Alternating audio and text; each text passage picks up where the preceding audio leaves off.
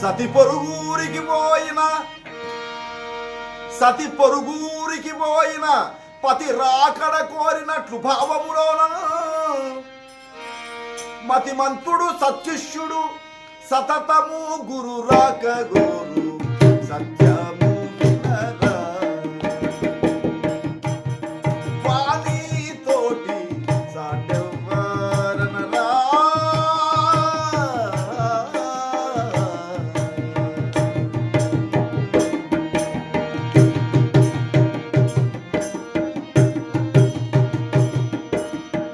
ఇటుడి రాకడను స్నేహితుడు కోరిన ఎట్లు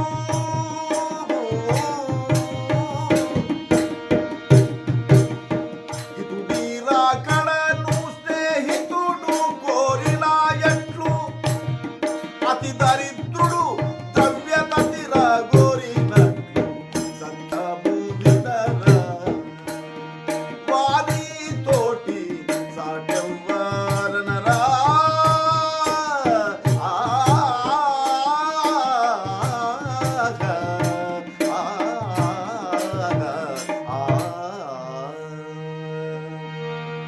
సతి పొరుగురికి పోయిన పతి రాకడ కోరినట్లు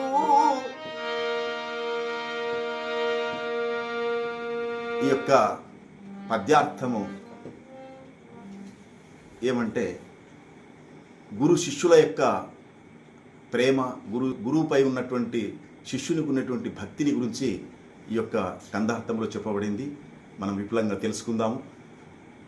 సతి పొరుగురికి పోయిన పతి రాకడ కోరినట్లు భావములో అంటే ఒక భార్య భర్త ఒక పనులపైన వేరే గ్రామానికి వెళితే చీకటి పడిందంటే ఏ విధంగా తన భర్త కోసం ఎదురు చూస్తూ ఉంటుందో, రాలేదంటే ఎంత గాబరపడుతుందో, చుట్టుపక్కల వాళ్ళతో, ఇరుగు పొరుగు వాళ్ళతో అందరితో నా భర్త రాలేదు, ఏమైనా మీరు చూశారా, ఇంకా రాలేదు, మామూలు రోజు 7-8కి వచ్చేవాడు, ఇలా 9-10 అయినా ఇంకా రాలేదు అని ఆయన వచ్చేంత వరకు ఏ విధంగా ఆమె గాబరపడి చింతిస్తుంటుందో, అలాగే గురువు కూడా సతి పొరుగురికి పోయిన పతి రాకడ కోరినట్లు భావములో నన్ను మతిమంతుడు సత్శిష్యుడు అంటే మతిమంతుడు అంటే జ్ఞాని, మంచి మనస్సు కలవాడు అంటే ప్రేమ కలవాడు అంటే జ్ఞాని, సత్యుడు అంటే మంచి శిష్యుడైనటువంటి వాడు అంటే గురువుపై అనన్య ప్రేమ కలిగినటువంటి వాడిని సత్శిష్యుడు అంటారు.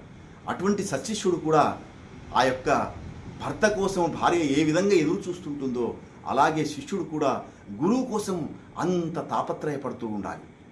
అది దీనిలోని యొక్క భావం.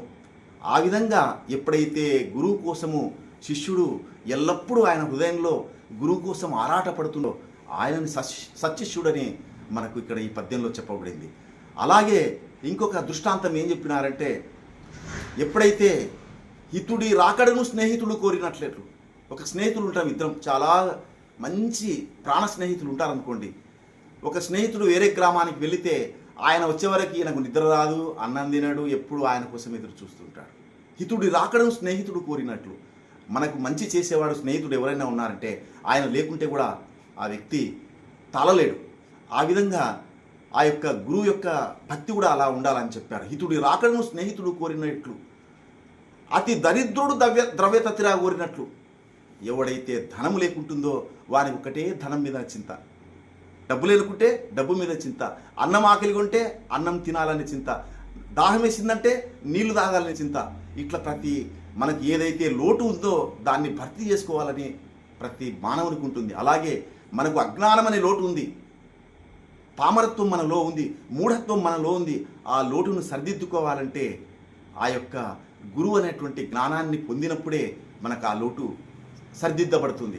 కాబట్టి ఆ విధంగా ఈ యొక్క పద్యాన్ని ఆ యొక్క అర్థం చెప్పారు మహాత్ములు. కాబట్టి ఇటువంటి భావనతో ఉన్నప్పుడే నిజమైన గురు శిష్య సంబంధం అంటారు.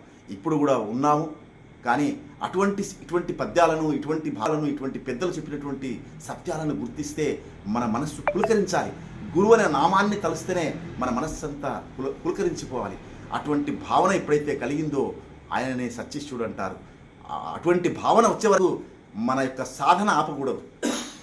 అందరం చేయలేము అటువంటి సాధన. మనకు ఎన్నో జన్మల సంస్కారం వల్ల, వాసన వల్ల అటువంటి భావన తొందరగా శిష్యులైనంత మాత్రం మనకు రాదు. కానీ దానికోసమే ఈ సాధన మనం చేయాలి. అది ఎప్పుడైతే మనకు వచ్చిందో గురువుని చూడాలి చూడాలి చూడాలన్నటువంటి తాపత్రయం, దాన్నే తపస్సు అనేది.